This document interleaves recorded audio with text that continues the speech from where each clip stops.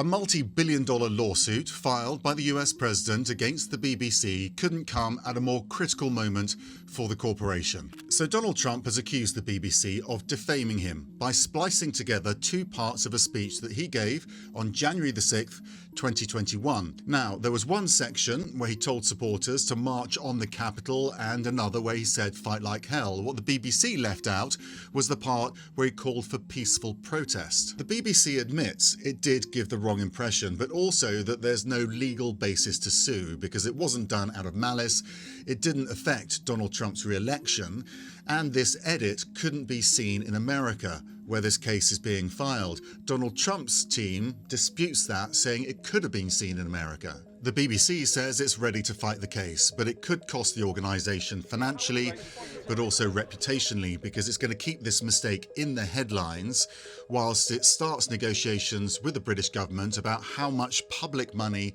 it's going to get in future. The BBC is financed through a compulsory tax on all UK TV viewers, and there are UK lawmakers who want that licence fee to be scrapped altogether.